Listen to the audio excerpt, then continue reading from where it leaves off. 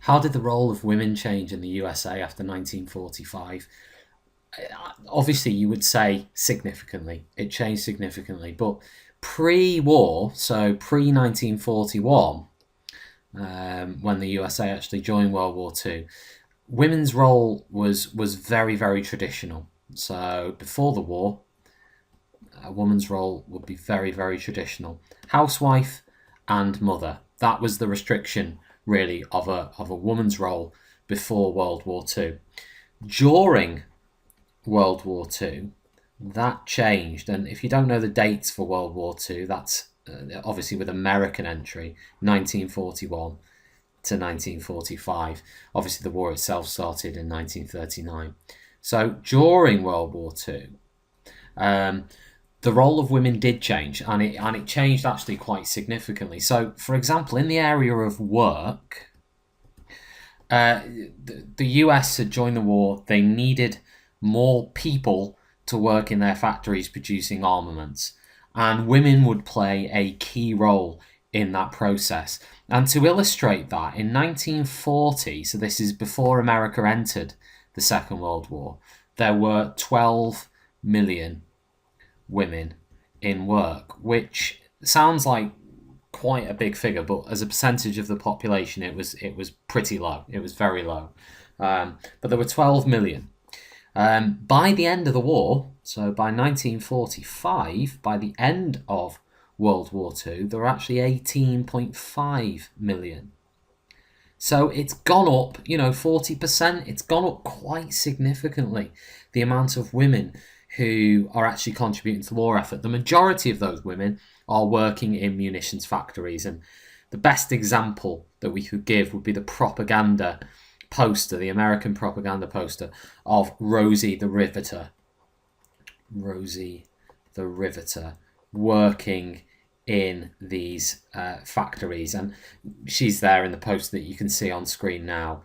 And actually, Hollywood made a movie out of Rosie to try and encourage really more women to get involved in war work. And most women actually took up that opportunity. They wanted that.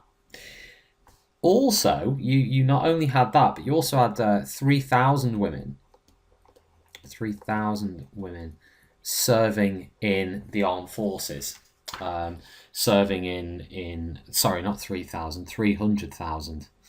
Sorry, just cross that out. 300,000 women. Thought that was low. 300,000 women serving in the forces. So examples of that would be as nurses and other armed forces personnel.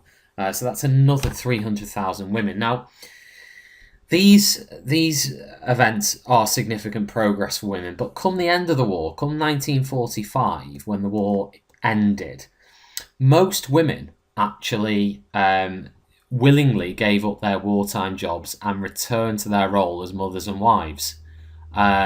Women were generally excluded from the highest and well-paid jobs after 1945. And women, even after the war, could still be dismissed from their jobs when they got married. So that was a valid reason to sack a woman if after 1945, if they actually got married, then they could be dismissed legally.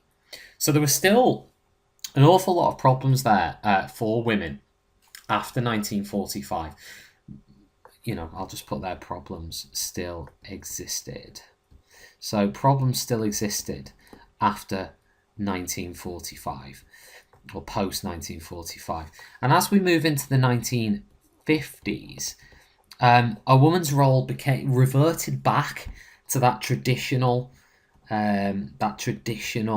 stereotypical role of the housewife, and this was kind of embraced by some women, but a lot of women did find this quite restrictive, and this was a view that was really promoted by the American media.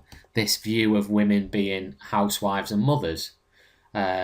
Your typical, your kind of ideal woman would be married very young, would be very good at cooking, would be willing to look after the children, wouldn't want to get a job, would go along with the political views of her husband, would be very subservient to her husband, would go along with what her husband wanted. So it really went back to that in the 1950s. Although some women, some middle-class women, did pursue careers. And actually, the number of women in work was actually increasing during this period, as well as the number of women at university, which actually went up from in 1950, there were 720,000 women at university. By 1960, that figure had actually increased to 1.3 million at university. So even though the 1950s is known as this decade where women, if you like, slipped back into that traditional role, there was some progress being made there. Now, by 1960, some women are feeling disillusioned. Some women are feeling bored. You've got to remember you've got all these new mod cons like, vacuum cleaner and whatever else they have, which was actually decreasing the amount of time that housework actually took to do. So a lot of women were finishing housework in an hour, whereas before it might have taken them all day. So what do they actually do in the time that they actually had left? Tupperware parties they used to have in the 1950s, comparing and selling and exchanging Tupperware. Very restrictive and boring for a lot of women there. So there was this movement that started in the 1960s, and funnily enough, it was actually Eleanor Roosevelt, the widow of the former president of the United States, who really kick-started this movement, because in 1963 she published a report where she said that women in US society were like second-class citizens. She actually came out and said that in a report. She said women are like the underclass in the United States of America. It wasn't just Eleanor Roosevelt who felt that way. There were other women. So Betty Friedan was another very famous female campaigner in the 1960s. She wrote a book in 1963 called The Feminine Mystique, where she claimed that this life that women had was based on the lie that their role was housework and being housewives. And she rejected that. She completely rejected that out of hand. And in fact, Betty Friedan, later in 1966, set up the organisation called NOW, the National Organisation for Women. Now, the NOW group had a very, very strict set of things that they wanted. So to give you an example, they wanted equal rights for women. They wanted equal pay. They wanted maternity leave rights. They wanted child daycare centres set up. They want equal and unsegregated education, to give you some examples of what the NOW wanted. And they actually published their own Bill of Rights, their own kind of set of values that they were trying to achieve. And actually their campaigns were quite successful.